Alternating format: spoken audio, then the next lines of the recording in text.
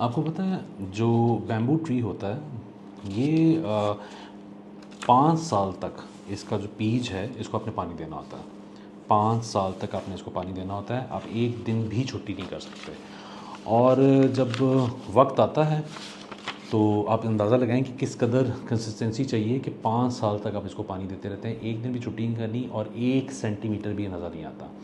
और जब वक्त आ जाता है तो अगले 5 साल के बाद अगले 9 हफ्तों में 90 फुट ये ज़मीन से ऊपर उगता है। 90 फुट। आप अंदाज़ा लगाएं कंसिस्टेंसी किस कदर इम्पॉर्टेंट होती है। अक्सर लोग बहुत एंड स्टेज पे जाके गिव अप कर जाते हैं, हार मान जाते हैं। हमने हार नहीं माननी होती। जनरल असलम बेग का किस्सा एक याद आता है। जनरल असलम बेग ने अपना जो मेडिकल है वो क्लियर कर दिया, जो अपना मेडिकल कह रहा हूँ, ISSB था जो क्लियर कर दिया, अपना रिटन टेस्ट था वो क्लियर कर दिया, फ़िज़िकल क्लियर कर दिया। जो उनका मेडिकल टेस्ट था वो फेल हो गए। उनकी 8 से 10वीं धड़कन जो है वो मिस करते थे।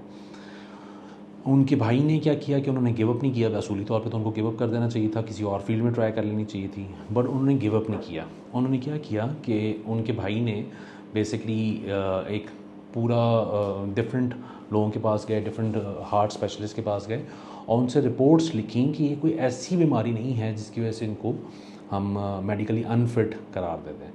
और फिर वही हुआ, मेडिकल बोर्ड बना, उन्होंने अपील की, मेडिकल बोर्ड में गए। मेडिकल बोर्ड में उनसे पूछा गया कि आपको कब से ये प्रॉब्लम है, तो उन्होंने एक कहा कि 5 महीने हो गए मुझे। उन्होंने 5 महीने पहले बेसिकली ना उन्होंने इंडिया से हिजरत करके पाकिस्तान आए थे। तो जो मेडिकल बोर्ड में कर्नल थे वो उन्होंने कहा अच्छा वो कैसे। उन्होंने कहा कि बेसिकली हुआ क्या था कि 5 महीने पहले मेरे हिंदुस्तान में मेरे वालदैन, मेरे दोस्त, मेरे रिश्तेदार मुझे जान से ज़्यादा अजीज़ थे। और जब मैं यहाँ पे आने लगा तो वो मेरे और मैं उनके दिल में रहता था। और जब मैं यहाँ आने लगा तो मुझे लगता है कि मेरी उनके साथ साथ मेरी कुछ धड़कनें भी वहाँ पे रह गई हैं। ये इस कदर मज़े का जवाब था कि कर्नल साहब ने गले लगाया उनको उठ के और उनको मेडिकली क्लियर कर दिया। उनको उस आर्मी ने रिजेक्ट किया था जिसको आगे जाके उन्होंने 1988 में लीड किया। 1988 से 1991 तक वो चीफ़ ऑफ आर्मी स्टाफ भी रहे उसके। अब इससे हमें 3 बातें मिलती हैं। 3 बातें क्या मिलती हैं? एक तो ये कि आपने अल्लाह ताला पे तवक्कल रखना है। अल्लाह ताला ने जहाँ पे भी आपको पहुँचाना होता है वहाँ पे अल्लाह ताला आपको पहुँचा के रहते हैं। नंबर नेक्स्ट इज़ कि आपने कभी मायूस नहीं होना, आपने गिव अप नहीं करना।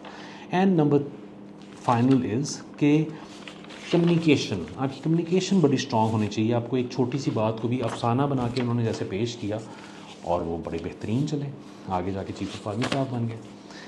यहाँ पे एक चीज़ मेंशन करनी बड़ी इंपॉर्टेंट है विच इज़ कि ये सारी बातें करें बट आपको मैं आगे कुछ स्टैट्स बताता हूँ, उनको भी दिमाग में रखना है आपने। वो स्टैट्स क्या हैं? विराट कोहली ने ऑलमोस्ट 290 वनडे इंटरनेशनल खेले, 15,000 रन्स बनाए, 100 सेंचुरियाँ सिर्फ 53 मैचेस में कर सका। एवरेज क्या निकली? 17%। एल्विस प्रेस्ली ने 711 सॉन्ग्स जो हैं वो रिकॉर्ड करवाए, उनमें से हिट कितने हुए? 54। एवरेज कितनी निकली? 7%। पिकासो ने 2000 से ज़्यादा फाइन पेंटिंग्स बनाई, उनमें से हिट कितने हुए? 50। Average is around 3%। मोजार्ट एक म्यूज़िक कंपोज़र था, 600 से ज़्यादा म्यूज़िक कॉम्पोजिशंस बनाई, हिट 50 हुई, एवरेज 7%।